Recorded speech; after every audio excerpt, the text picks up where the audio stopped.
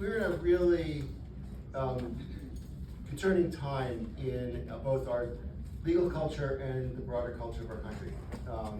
And I think as we read the newspaper every morning and turn on the radio, those of us who still actually listen to radio, as we listen to the challenges that we're facing, the sort of the threats to our democracy, the threats to equal justice across the country, the growing inequality based on income and wealth in this country, the increase in housing segregation. It is sometimes easy to feel somewhat of despair. And I know certainly many mornings I wake up and I open up the newspaper and I'm like, oh my God, I want to just go back to bed. That particular thing that was on the front page, and I read a different thing the day before, and the day before, and the day before that. But I think that one of the things that gives me sort of the greatest level of hope and excitement as we, that the challenge that we face, that we're not only going to survive them, but we're going to thrive. That there's a real capacity for us to be that better nation, that better world that ensures that, that there is justice and equity and equality, and that we can overcome and repair the legacy of some of the harms of the past.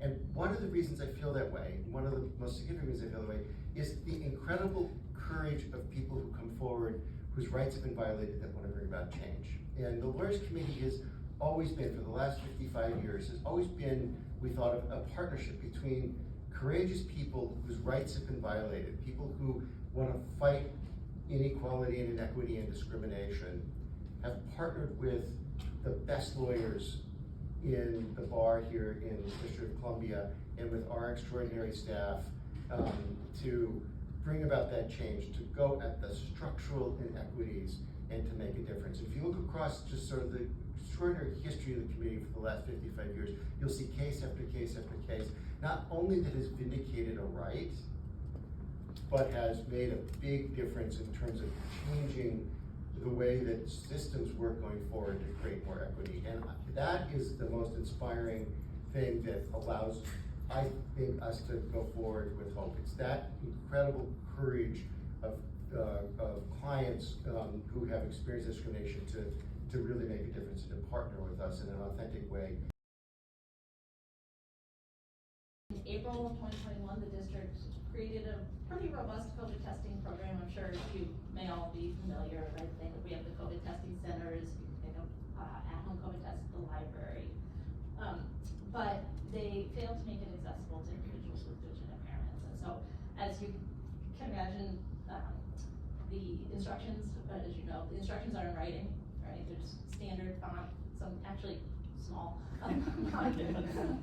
They were posted online, but they were not accessible online. And the test itself is a visual indicator, right, of whether or not you have COVID. You either have one visual straight or other. So if you have visual impairment, you can't administer the test yourself. And there wasn't any program for individuals with vision impairment to have somebody assist them if they need that, and have somebody administer the test. And there was not accessible instructions posted to the website. So the FDA, the US FDA, had accessible instructions posted that you could read using a screen reader, and the district just didn't have them up.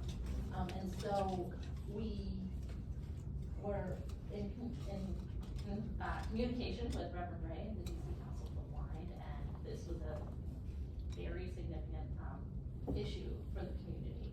I don't know, Reverend Ray, you could kind of expand upon how it impacted. Yes, just one of the few many barriers, but what's happening that persons that might have contracted COVID or not knowing. Well, the persons that have personal care attendants, did not want to come to their buildings. They did not want to, help them reading the information. Then we found, unfortunately, family members that did not want to get COVID. They didn't want to read the instructions, so the blind community was pretty much left on their own to figure out how, to be able to take these tests to find out if they have COVID or not. So thanks to the lawyers driving in on their white horse with their white hats, to help us out and you know, that's like I say, so we really appreciate that, but it's really difficult. Everybody think, in this day and age, and I don't even know what's on people's business cards these days, but I think what they just ask you your name and email, they don't even ask you your phone number anymore, and so they take for granted that everybody has an email address. Well, that's not true. I mean, unfortunately, in the disability community, there's still 80 to 90% of persons do not have jobs, and 4% or more that do have jobs, they make less than probably $20,000. So therefore, to have an email address, you got to have a computer, then you got to learn how to use a computer, then you got to have the money to have an internet, and then you got to have money to pay for the internet. So when you say to us in the disability community, oh, but just email me or just go on the internet to get this information.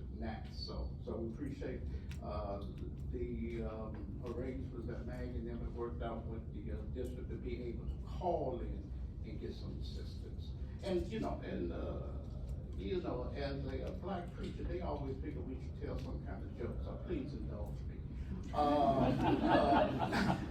Everybody knows Charlie Brown and Lucy was sitting in the stands of the football bleachers, and Lucy was reading a book, so she looked at Charlie Brown and said, Charlie Brown, do all fairy tales start with once upon a time? And he looked there and said, no, sometimes they start with, if you vote for me, I promise. That was my little joke. Thank you, Reverend Ray. As you may guess, Reverend Ray and I do some voting rights work together. as have Shepherd Mullen. And so, yeah, so there was a population that was completely left out of the COVID testing programming, and left right on their own, isolated. And I think as all of us were at times during the pandemic, right, a little frightened, right? They had COVID, and of course, nobody wanted to spread it to their friends and family, and so asking somebody to come in and help you with the test was not a fair burden to place on them.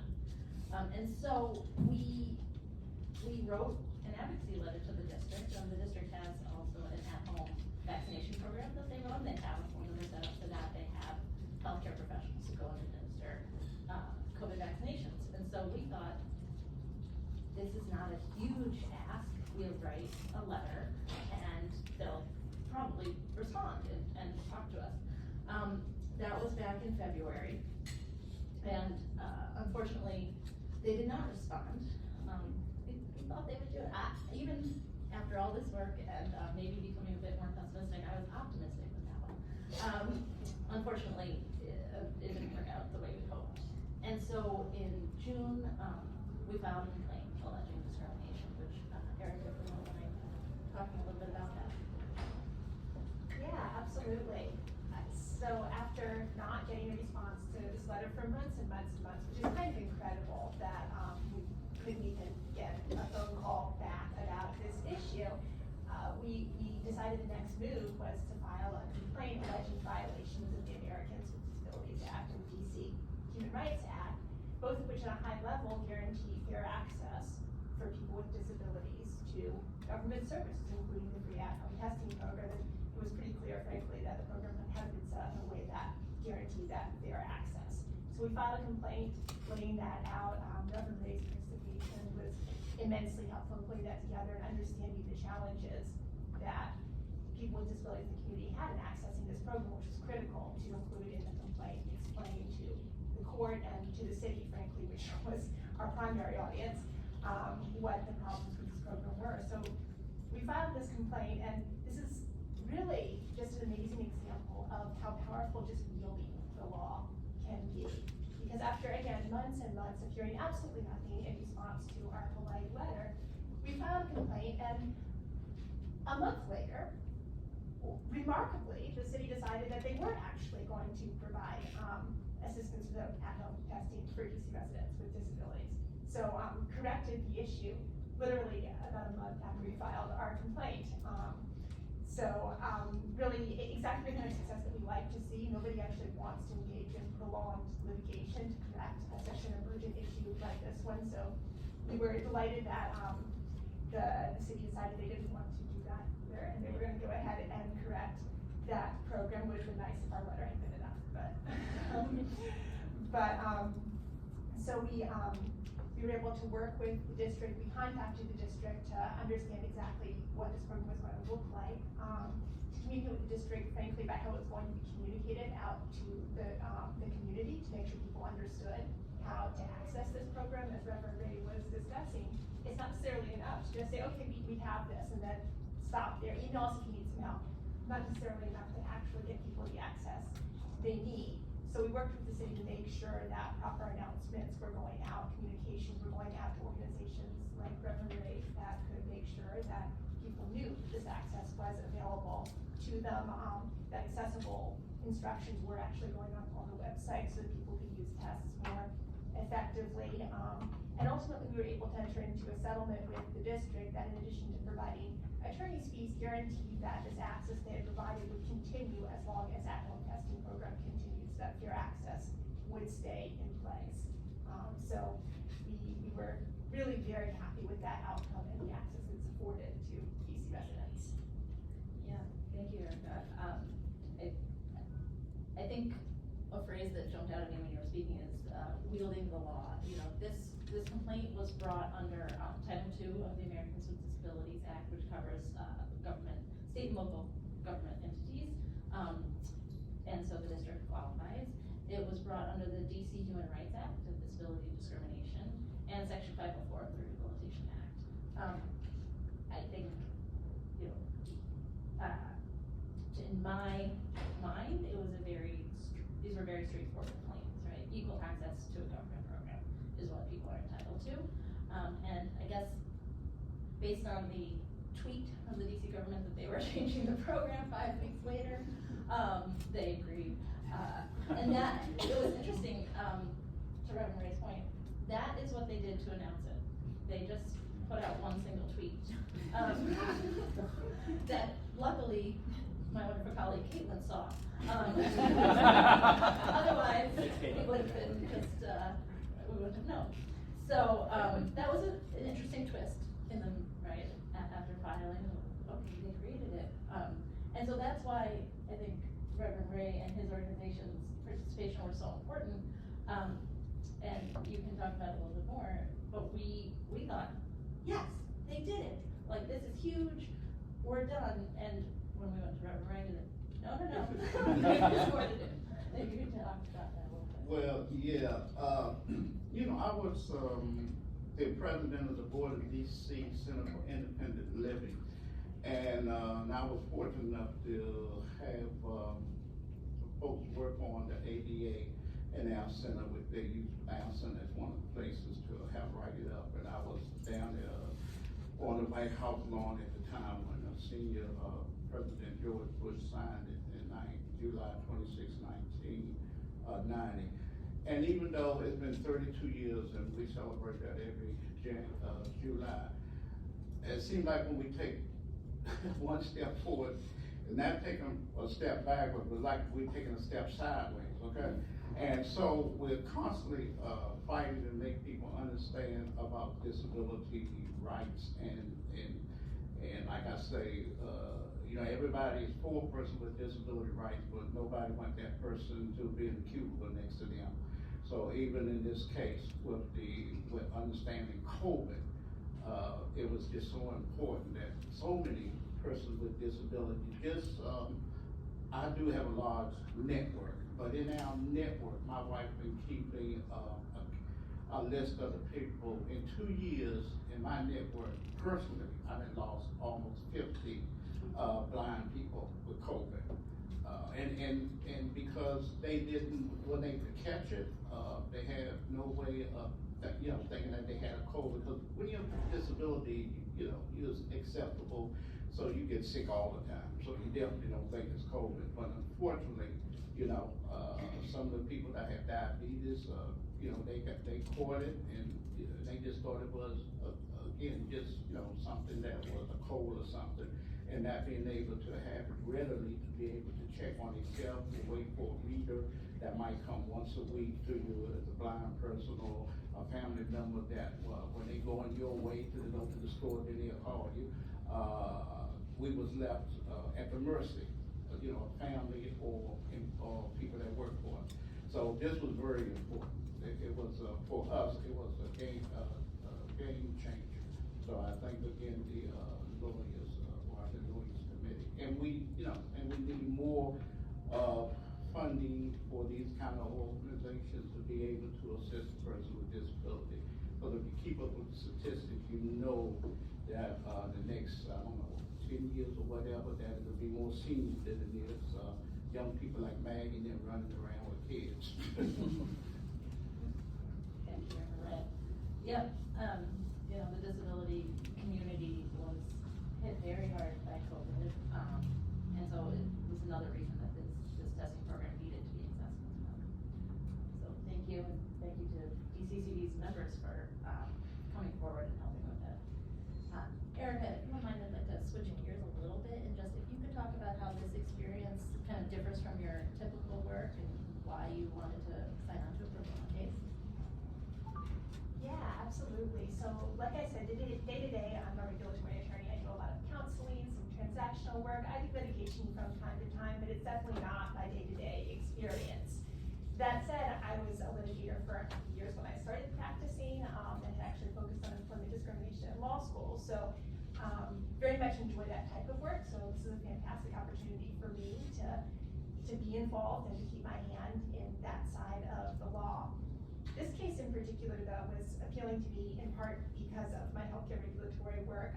I felt very much engaged with the front line of the COVID pandemic and the COVID response. A lot of my clients are healthcare providers, and so when the COVID pandemic hit, I was very much involved in helping them respond and in the tremendous challenges that they experienced in responding to COVID. And the public health issue raised by this case, to me, is tremendously important. It's absolutely essential that everyone have fair access to COVID testing for all of our sakes, right? Not just for the sake of people who do have disabilities and need this program, but for everybody that they're going to come into contact with. This is just fundamental, and so to have an opportunity to get involved and do something about this kind of fundamental problem was deeply rewarding, and frankly felt like something really positive and immediate that I could do about a problem that felt pretty insurmountable. I was actually talking one day with my daughter about COVID testing. She's 7 years old, so she's, you know, a pretty concrete thinker, and she's talking about she could give herself a COVID test. You know, she's got this all figured out by now. And I've been looking at this case and says, well, Laura, what if you couldn't sing? How would you do a COVID test? I thought about that. She said, I don't know. I said, well, what do you think we should do for people who can't see? She said, we should help them. I said, okay, well, a 7-year-old can figure this out. I think the DC government should all get their arms around it too. So it was tremendously rewarding to be able to help the DC government get their arms around that and do the right thing. Okay, I apologize on my phone, but let me say this, because of Maggie and them and us getting some, what the kids say, credit about this. The governor of Maryland, well, now the elected governor of Maryland had a meeting with me, Mr. Moore, and he was interested in what I was doing with disability. And so I am gonna have a role in his administration in terms of disability because, you know, the things that we're doing in DC. Well, that's exciting. That's very exciting. Yeah, this case, it is part of something that's definitely a national issue, right? The tests are not accessible anywhere. I believe the FDA and NIH are working on it, and like I said, they've now created accessible instructions that are posted. There's been some movement, but as you said, right, always more to do. And so there has been policy advocacy at the different state and federal levels, and I believe this case was the first case like this. So lead to more change. So I just wanted to wrap up by thanking you both so much for your work and for coming here today and for partnering with us. And if anybody has any questions, feel free to chat with us later.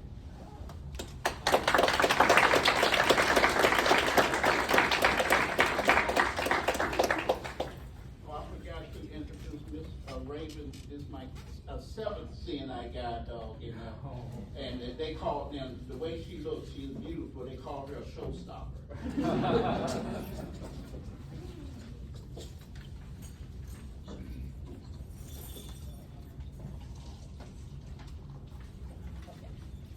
Thank you so much. We're going to set the next panel. Joanne, do you want to hook that up with your group?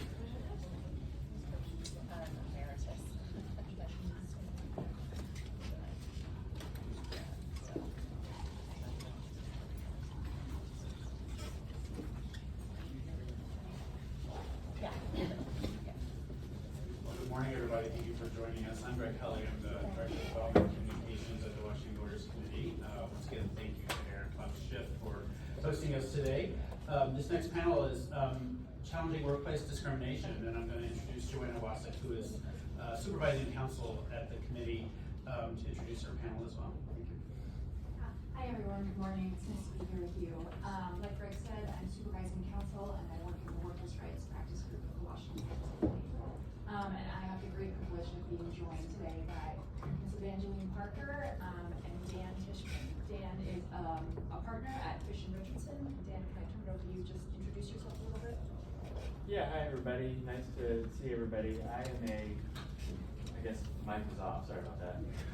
I am a patent litigation attorney at Fish & Richardson here in DC, and been involved with the Washington Lawyers Committee since about 2017 when I started working on the case for Ms. Parker over here. And we just had trial just about a year ago. I'm happy to share some of that experience with it all. Ms. Parker, can I turn it over to you? Just say a little bit about yourself, introduce yourself. Okay. I am Evangeline Parker, and I first met these wonderful people about 2016. I had been employed at Warehouse for Rema Consulting Services for about 2 years before the situation happened, and I am now self-employed, working for myself since trial. And It's so nice to see you, both of you. I feel like we have kind of a gang I know, back together after yeah. a trial last year. So Ms. Parker, this case was about you. It was also about all women who work in male-dominated industries. And so people know a little bit about what Ms. Parker's experience was like. Ms. Parker was a rising star in her company, which was a federal government contractor in Virginia. She started out working in the warehouse and received 5 promotions in 2 years, eventually rising to become the assistant warehouse manager at the company, one of the top positions in the warehouse. And she got promotions over some of her colleagues, including her male colleagues who had started in the warehouse with her. And then when she became the assistant manager, these male coworkers spread a vicious, totally false rumor that she had gotten her promotions not because of merit, but because she was having a sexual relationship with another manager in the warehouse. The rumor was totally incorrect. It was completely degrading, created a hostile work environment for Ms. Parker, undermined her authority as a manager and as the assistant warehouse manager. And Ms. Parker, you tried to do the right thing. You reported to HR, you reported to your manager, but instead of helping you, the company blamed you for the rumor and then fired you. So let me just start out by asking, with all of that happening to you, what made you want to bring a lawsuit against that employer? Well, and initially when I was first terminated, it was more shock. I wasn't thinking about a lawsuit or anything like that. I was just thinking, well, what did I do wrong? How did I go from, I just signed promotion letter and went on vacation and came back, and a day later I was fired. And so I was replaying things over, and after the initial shock, it was like, this isn't right. You know, I'm the only female in the situation, and I'm the only one, any action or anything was done against. And so I first filed with the EEOC, and that was on a wait, and I just prayed and I meditated, like there's something needs to be done, because there's gonna be another woman that comes along and this very thing is gonna happen to her. And so I started researching and came upon WLC and made the call. So. And we're glad that you did. You did a lot of bravery and courage. And this case also took a lot of perseverance. Yeah. Because it was a long, winding journey. The case was first dismissed by the trial judge, and then it went to the Fourth Circuit Court of Appeals, where that dismissal was overturned in a precedential opinion. And then, after discovery, your deposition, we ended up in a jury trial where Ms. Parker prevailed. Can you tell us, what was that long journey like for you? What did you do to be able to persevere through all the twists and turns? Well, I kept pushing. I do have a family that they need to be taken care of still, no matter what. I still have children that they don't understand what's going on, but if there's no food on the table, then, you know, that's what they know. And so I stayed focused and found new employment. I kept in touch with my attorneys, and they reached out often, you know, just to check on me, not just about the case. You know, they were concerned about my mental state and well-being as well, and so I'm very grateful for that. But there were moments where it got quiet, and so, you know, I put it to the back of my mind and just kept pushing, but then it would come back, and it's like, okay, it's time, I gotta get ready. But it was stressful. It was definitely a stressful ride. And Dan, it was a long journey for the legal team as well as Ms. Parker. So do you mind talking about what your experience was like as a member of the legal team during that motion to dismiss, the Fourth Circuit appeal, and all those kind of critical moments in the case? Yeah, it's interesting to hear Ms. Parker talk about it, because my experience was much the same. I had to do my day job. I started on the case as a 5th or 6th year associate at the firm, and you know, it sort of had its moments where it was very busy and moments where there was not much going on. But sort of it's been a roller coaster, and one of the big memorable moments is that motion to dismiss hearing. I was at the time a 6th year associate, and you know, working at a big firm, working on big patent cases where, you know, I didn't have a ton of opportunities to argue motions in court. So this was my first big, you know, dispositive motion hearing, and we, you know, even did a mock. Dennis came to our office and, you know, asked me all the tough questions, and I felt like I had all the answers. It seemed like a slam dunk, right? Here's a woman who was a rising star in her career, and all of a sudden there's a false rumor that she has slept her way to the top, and that's why she got the promotions. And when she pushes back, she gets fired. So to me, it seems, you know, very clear, and there's, you know, case law in other circuits that type of action is based on gender, and the Fourth Circuit hadn't addressed it, but it seemed very clear to us. And also that the situation was it created a hostile work environment. That also seemed very clear. Ms. Parker, in the course of just a couple of weeks, had her job deteriorate to the point where she had the door physically slammed in her face, humiliated in front of her entire office. She's a manager, and she wasn't able to do her job as a manager because her underlings essentially disrespected her because of this false rumor and because of the way the company handled it. So that all seemed very clear to me, and I remember sitting in the courtroom there in Greenbelt with Ms. Parker and hearing the other side go up, and, you know, just looking over her and thinking, you know, we're good, you know, this is going really well. And then get up there, and about 30 seconds into the argument, the judge said, well, how is that based on sex? Couldn't the same thing happen to a man? And I'm just like, oh my goodness. I don't know what to tell you right now, but it was clear that nothing I said would sway him. I tried, but right then and there, and usually when you have a hearing like this, you at least get to go home and think, oh, well, maybe the judge will take our arguments to heart, but he just will not right there from the bench. So sitting there with Ms. Barker in the room, we had her case dismissed right then and there. So I remember going down to the cafeteria with Ms. Barker and just talking about next steps right then and there. And, I felt a little bit, it was good to be in a position of trust with Ms. Barker at that time, but talking to her about the options, it's a hard decision to make, that she had to make, whether to proceed.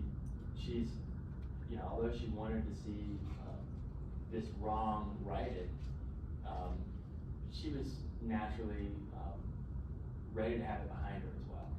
But she made the right decision to press forward, go to the Fourth Circuit and overturn this decision of the district court. And so that, I can't remember exactly how long it took, but then things died down for a bit while we waited for the decision. And once we got that decision back from the Fourth Circuit, it was the tides turned, and we went through discovery, motion for summary judgment, and again, like Ms. Barker said, in terms of your day-to-day life happens, and there were times when I was very busy on this case, and times when we had to turn to the Washington Lawyers Committee or other people on our team to pick up the slack. Things were busy, but it was a lot of ups and downs, and in the end, very, very happy with the way it turned out.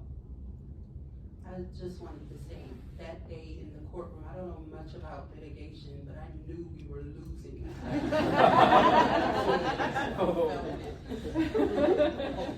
It was pretty clear, yeah. Doesn't mean we were wrong. No, and just to be clear, the defendants were arguing that a rumor that a woman had slept her way to the top was a rumor based on conduct, not based on sex, and then it was not gender-based. So it's pretty ridiculous that the court agreed with that. Thankfully, the Fourth Circuit just kind of totally whacked that down. But Ms. Parker, do you remember that conversation in the cafeteria with Dan? And can you tell us about what was going through your head as you were weighing what to do next? I was kind of looking at everyone in the room for answers, like, so what next? I mean, I knew we had lost. I remember texting Taylor next to me like, hey, are we losing? And her face was just stone, like, what do I tell her, But in that room, it was quiet at first, and they, my team, they talked amongst each other, and then they presented another option to me to kind of like, hey, don't count it out. There is a possible another route, and that's what I went with. I trusted them, and it worked. It worked. Good. And Dan, our team throughout the litigation was composed of attorneys from your firm, Fish and Richardson, as well as WLC staff. Is there anything that you learned in this kind of co-counsel arrangement, or any tips that you could share for firm attorneys who are considering co-counseling with WLC on this type of case in the future? Yeah, I guess what I would say is, within your firm, you can have a good team of people who can help you out when you get busy. But I was really pleased to find that, like, at moments in the case, our team was busy, and we could have done it, but the folks at WLC were happy to take on some of the responsibility that maybe we might have felt a little bit bad asking them, hey, can you guys take the lead on this? Some of those things they were really happy to do. One example being the Fourth Circuit appeal. Dennis argued that, and I think he was happy to do it. Obviously, he was the best person for it, did a great job, and got it turned over. But the WLC also had a fellow at the time. Is that the right word? A fellow? Who had just came off the clerkship at the Fourth Circuit, and she really took a lot of the labor and more on the briefing, and I think she was really thrilled to do it, and did a great job. So what I found is, just like any team, as long as we communicate with each other about our availability at a certain moment in the case, we were able to balance the load at times when folks on the team happened to be busy with other matters. We were able to get through, the depositions, the summary judgment briefing, and, it all worked out, I think, really well. And then, as well as at trial, I think, Joanna took a number of witnesses, did an awesome job, and we all had the opportunity to take witnesses as well. And we just, I think, integrated really well as a team. So I would encourage anybody who does a case with WLC to, have, as the cases get busy, have, your team calls and have folks on the WLC co-counsel be a part of those. And, just like any case, do a task list and don't be afraid to assign things to Joanna or Dennis. If they can't do them, they'll tell you, and we communicate about that kind of thing just like you would on any team. And I think it worked out really well. Yeah, I agree with that. It felt like our legal team was really well integrated, and that really showed up at trial. The way that we were, able to work together to put on the case for Ms. Parker. Now, so we talked a little bit about the Fourth Circuit decision. After that, we headed to discovery and trial, and Ms. Parker, your role in the case really grew at that time, because you were the only plaintiff in the case, which is a very brave and courageous thing to do. Your performance in your deposition and at trial were pretty critical to the win that we eventually achieved. And it's no secret that you ended up doing a really fantastic job. Like, you were just amazing. Can you tell us about what that experience was like for you, preparing for your deposition and preparing for trial? It was mainly important for me to have my voice heard, and not just because of what I was dealing with, but there are a number of women who experience this on a regular. We are subject to locker room talk. We don't earn the same pay as our male counterparts and things like that. We bust our butts to get to these higher places on the corporate ladder, and it was just important for me to make sure I do this for all of those women. And so preparing, just a lot of meditating, and just keeping it fresh in my head, no matter how hurtful it was to constantly have to relive it. It was important to tell the truth and get my story out there. Preparing with you guys, that definitely helped. The mock trials, the way you guys turned the heat up, it was like, whoa, is that how it's gonna be? But yeah, and my family, the support from my family and friends, that definitely helped prepare me. Yeah, no, I remember some of those mock cross-examinations. And then it ended up that you were bulletproof. She has a nice face, she's sweet. Yeah, everybody just chime in on the mock cross thing. It's, like I mentioned earlier, I do patent cases, so we're doing mock cross where it's like, if they ask you about, what is an actuator, this is real stuff. We're talking about a rumor of a sexual relationship, and it's hurtful. So to try to prepare for that kind of cross-examination and without going over the line, it was really important, and I think Ms. Parker, you were a really good support about it, but it is hard to do, to prepare somebody for those types of questions. And as I recall, I don't think, and we always feel good about this when this happens, I don't think the cross was actually as bad as It wasn't. But it's good to be prepared. Yeah, and to that trial preparation, Dan, your firm came into the case with a lot of trial experience that ended up being supremely useful and that we were very grateful for. Can you talk about how doing this trial was different or not from some of the trials that you do for your IP clients? Yeah, I guess I would say it's very different and very similar. One thing that I think was stark, and I think the judge may have noticed, is that we had a big team, and we do for our patent trials as well, and we wanted to take this we want to take this case as seriously as we would any of those cases and have the best people there. And so it was the same in a sense, but I do think it was even smaller than our typical trial teams. We all had to carry our own weight. I think that it's an important part of the law in terms of the fee shifting is that it allows for you to put on a full and good defense, even if the amount of controversy is, might not be enough to warrant that for an hourly, rate where the client is paying their hourly rate. So we did, take it very seriously. There's some differences though. For example, the amount of time that you have to prepare with the witnesses. These are, it's not like a corporation where the case is very important to them and they can convince an engineer to sit down in a room with you, or you're paying an expert witness and they're happy to sit down in a room with you for a few days. All of the people who were witnesses in the trial have day-to-day jobs, and some of them were, although they participated and provided helpful testimony, they would have much rather not participated. So we had third parties that we subpoenaed that really did not want to be involved in the trial. They gave us great testimony, but Joanna and I were standing in the parking lot or something like that, speakerphone 20-minute prep sessions with people, here's what we're going to ask you about, sort of thing. Not a full day or two of sitting down in a conference room preparing. So in that sense, it was different. The preparation of the witnesses was very different. We also had witnesses where we didn't know if they were going to show up until the night before.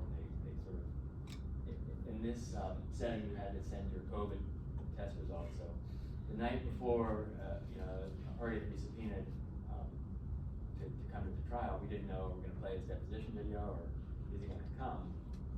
The night before, he sent us his COVID test results. So we're like, okay, I guess he's coming. And that was different for sure. The sort of it felt like real trial work, like you might think of for like a not these highly orchestrated big civil trials that we often do.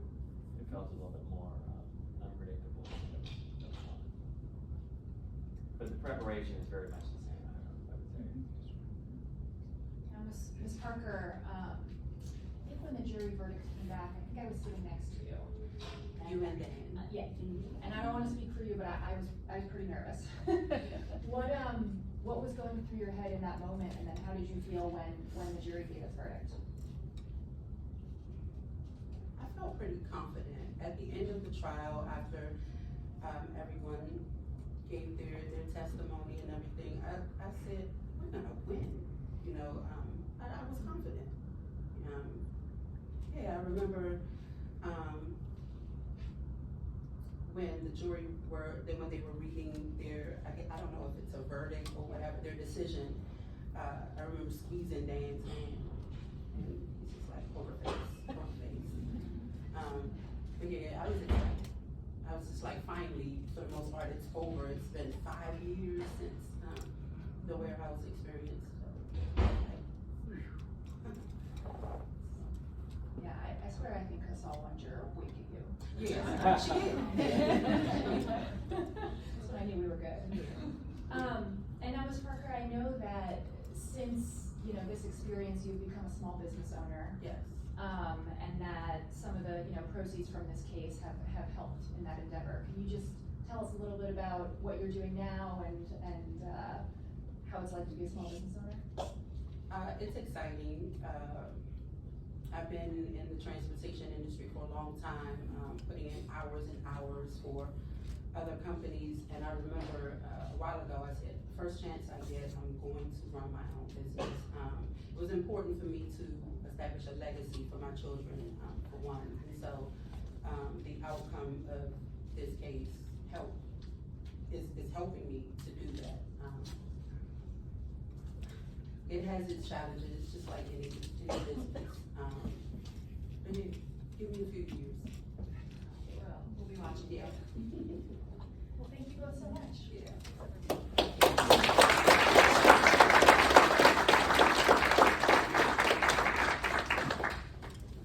Well, we had a slide show you. There you go. Hand trucking, right? We're setting up our next panel, our last of the day, so our workers' rights team could join us.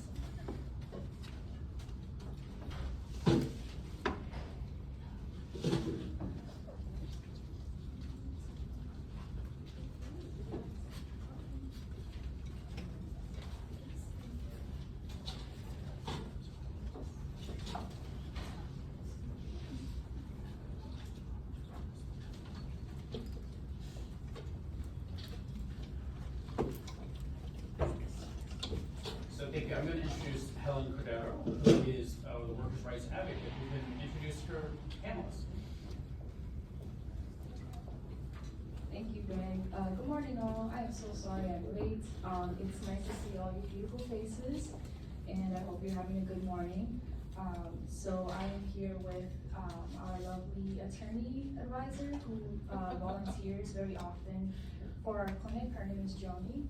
And we also have our intake volunteer, who's also an attorney actually. And she's actually been volunteering with us for about 10 years, right? Almost 10 years, yeah. Her name is Ugochi. If you guys would like to say anything else about yourself, you're more than welcome.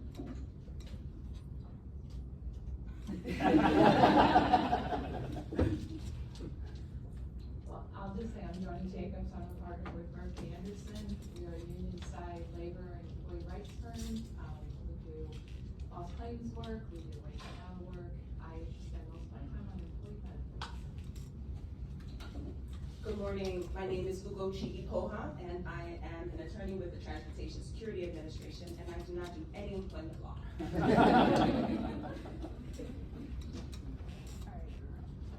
Is it on? Okay. So we're gonna start with Joni, and I guess we're gonna take turns, so it could be like a bit of a little balance. So Joni, my first question for you, as an experienced lawyer, how does the clinic add to your practice? I think there are three things I mentioned. The first is the camaraderie. It's just such a pleasure to work with the clinic staff, Ellen and Sarah, Dennis and Joanna.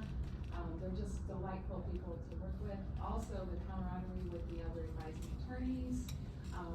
During the Zoom era, we just kind of have to pop in and out of each other's little Zoom rooms to chat. I miss the days when we all sat together in a big room and could whatever while we're waiting for the intake volunteers. And then getting to meet the intake volunteers, the same folks show up week after week. And also, we don't get to talk to the clients very much, but we get to talk through the intake volunteers to the clients. So, also, it helps sharpen your skills. It's like being back in law school with the issue spotting and having to do quick research into areas of law that you may not really be that familiar with. And the mentoring opportunities, not just the intake volunteers, many of whom are law students, and so you can help them learn how to do an interview and to ask the questions and get the facts that you're going to need to give legal advice.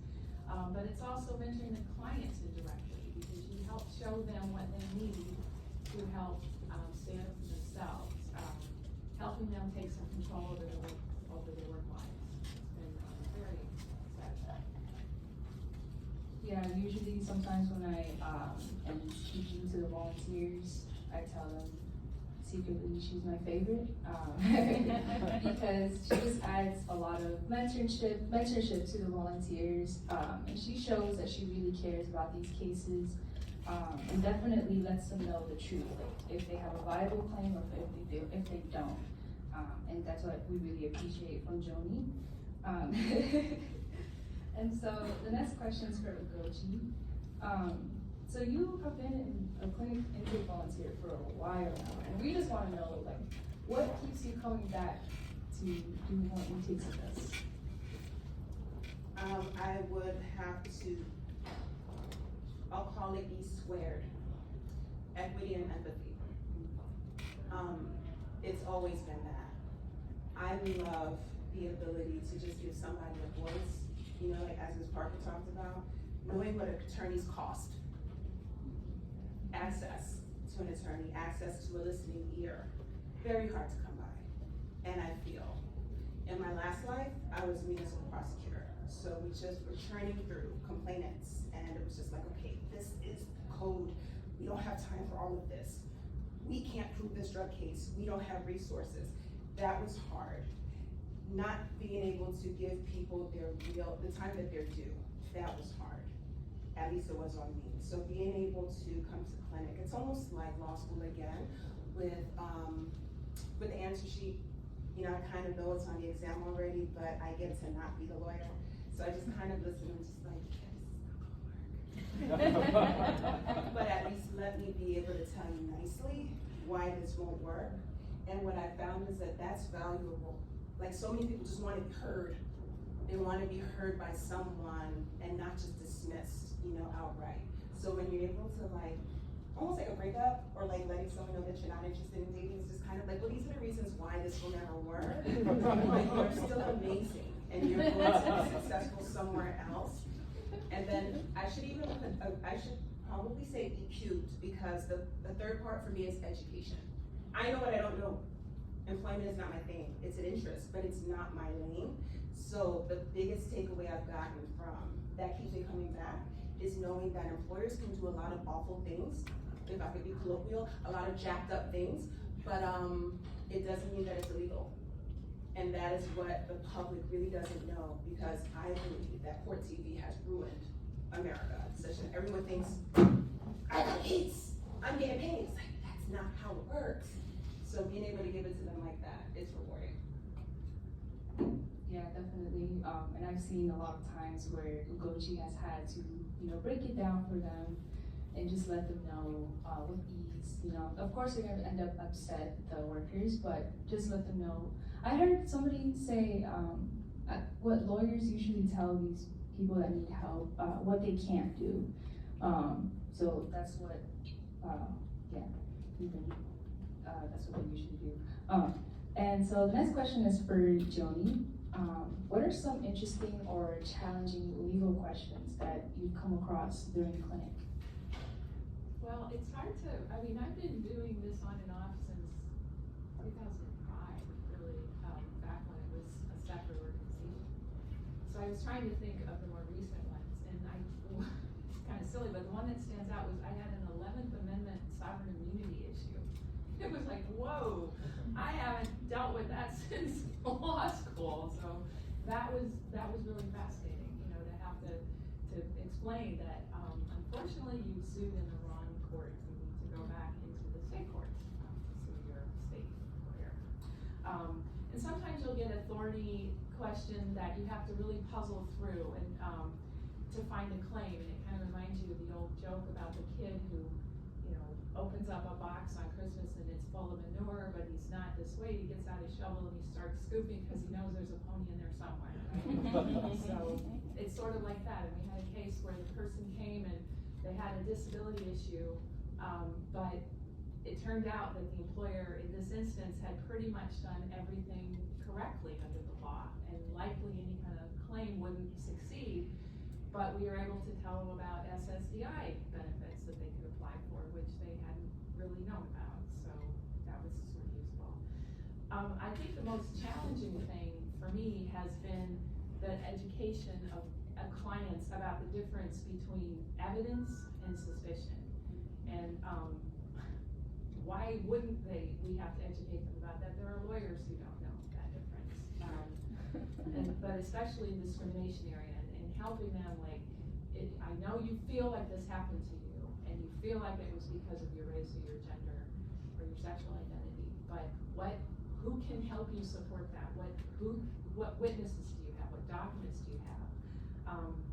And also to understand how limited their rights on the job can be, and that the law doesn't require managers to treat you nicely or fairly or to be respectful to you. So, you know, you have to start thinking about advocating for yourself, keeping notes, keeping records in the wage and hour area. You know, you don't think you're getting paid correctly, you need to keep a daily calendar. So this one I came in, this one I left, so that when you do finally get somebody to hear your, you know, your concern, you can help prove that concern. So that's been the most challenging thing for me. Yeah, and although it was challenging, it always looks like you just smoothly trail along, you know? And I love that about you. So next question is for Ugochi. As a veteran volunteer, what skills would you say you've gained through clinic?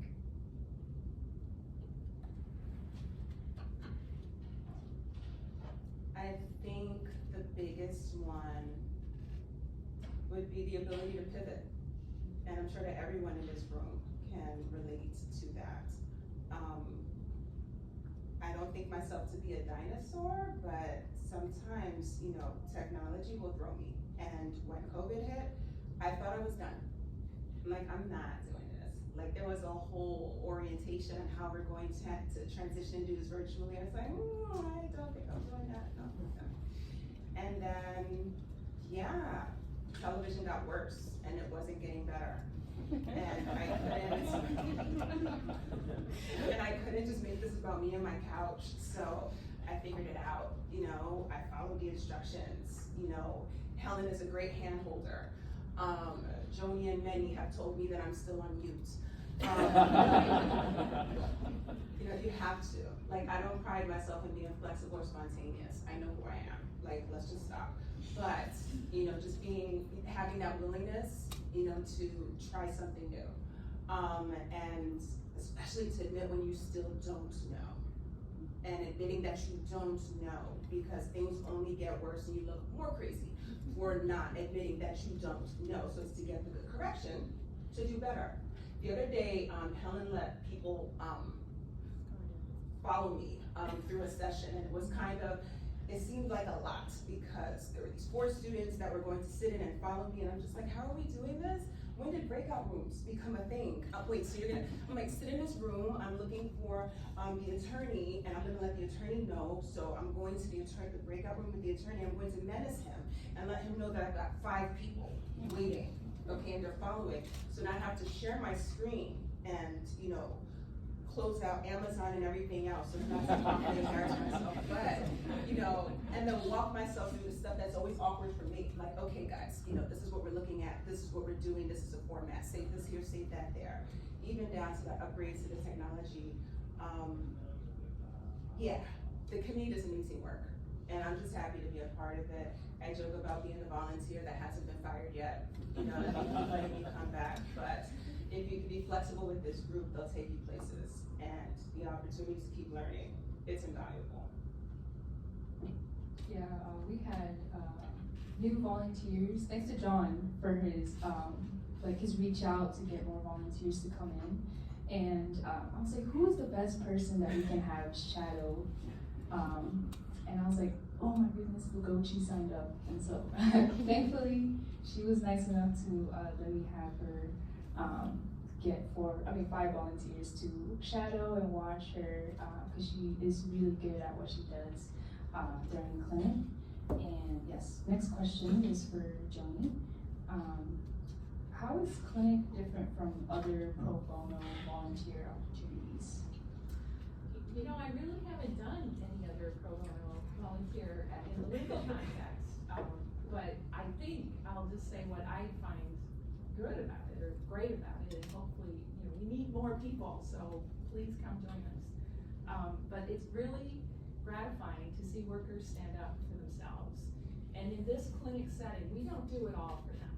You know, we just assist them. We help them use their own power to better their work lives and ultimately their lives by learning how to not only be heard, but have others hear their voice and to make the employer confront what the employer has done wrong. And there's value in that even if the ultimate outcome doesn't go their way, because this can be applied to many other areas of their lives, you know, including housing, if they're having issues with their landlord or even their relationships. You know, understanding the how to use your power in a situation where you don't have all the power. Kind of like, I don't like what happened to me. What can I do about it? And how can I prevent it from happening again? Those are valuable things to learn. And this opportunity helps me, or this clinic gives me the opportunity to help people with that. And even though system and the employment law in this country involve profound obstacles for workers, there are things that they can do. And understanding the limits of the system is often the first step toward understanding what you can do to help change that system and to fight for a better system. There's always hope, and can't despair. We have to keep moving forward. And it's absolutely a wonderful opportunity. I invite all of you to get involved at the intake level and then into the advising attorney level. The more people we have to do that, the more workers that we can help. There's always a wait list, and so we need people. Please come to us. Yes, thank you for that. I really appreciate that, Joni. I used to actually email the whole office to ask for more volunteers, but thankfully we have a new supervising attorney who has been helping out with also recruiting, and John again with the email that he had sent out. And also I was gonna say that we had a client that was gonna come. He had a wage and hour issue that he went to Superior Court with, and he is running late. I'm not sure if he's gonna be able to make it. So I guess I'll just go ahead and just ask one more question for both, and then we can proceed. So Ugochi, I also wanted to ask you the same question that I did ask Joni. How is clinic different from other pro bono volunteer opportunities if you have, volunteer for any other? I haven't. I don't think I have, which makes me glad that I do this, because it does feel extremely worthwhile and satisfying. I mean, I joke about stuff being good for cocktail conversation, but being able to just let folks know that this is an avenue that's available to you, being able to listen to people talk about what they're seeing at work. As Joni talked about being a better advocate for oneself at work, even like over time, not by way of giving advice because I'm not, the employment attorney, I am the intake volunteer, I would kind of cut around and ask people what it was that they're looking for. And it comes out, so what do you want? What is your ideal outcome? You want $1 million? You want your job back? Do you really want to work for them?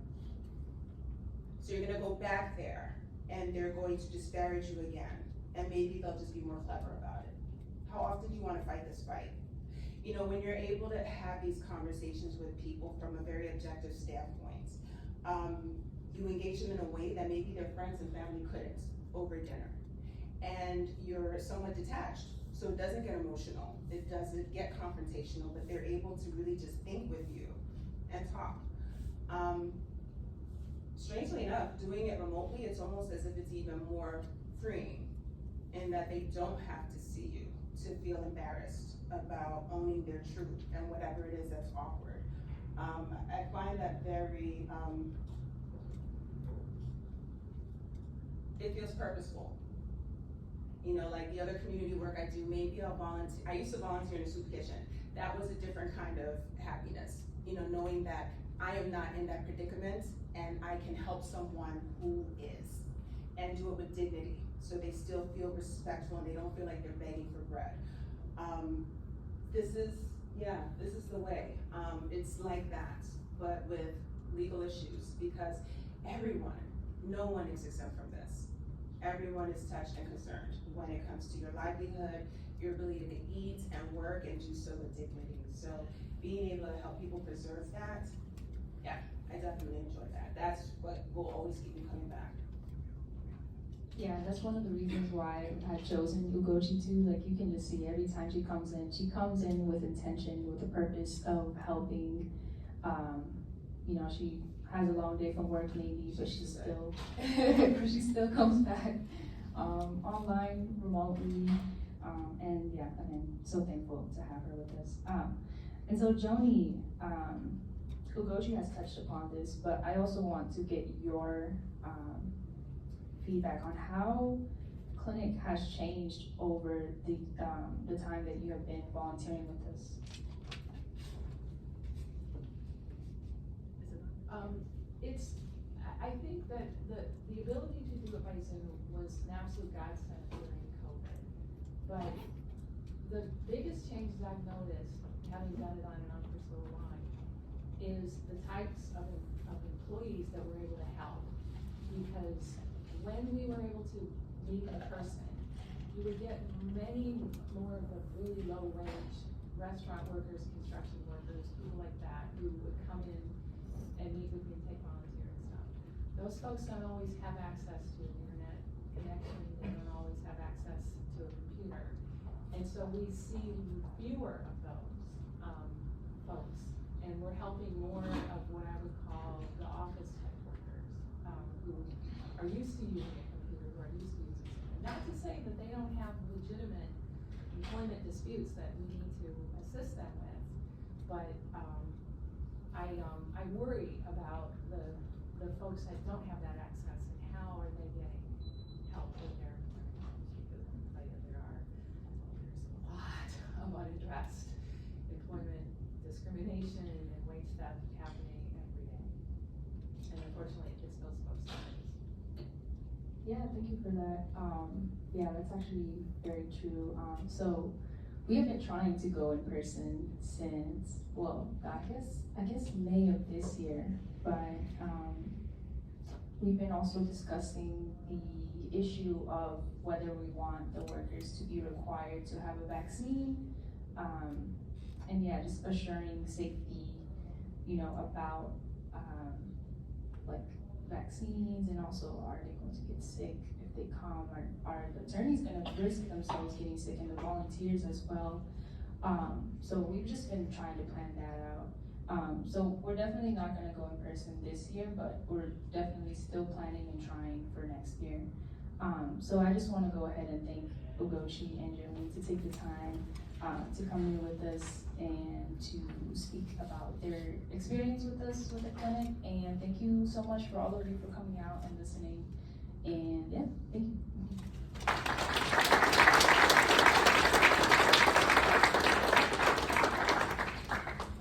Thank you, everybody. One more round of applause for those extraordinary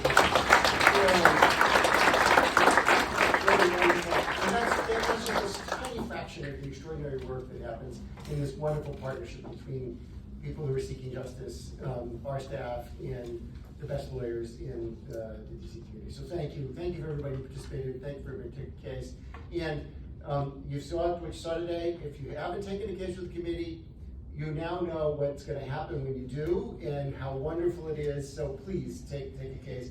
Before I let you go, I want to thank Aaron Fox-Schiff again for having us here today and hosting us, and also our sponsors, Boys Schiller, Brown Rudnick, and Fried Frank, for having sponsored this event today. We are really grateful for your support. So everybody, I hope you were inspired as much as I was today by these wonderful presentations, and you will be prepared to be sitting at that panel if you haven't been taking a case yet next year, and talk about the great victory that you were able to achieve over the last year. So be well and have a wonderful day.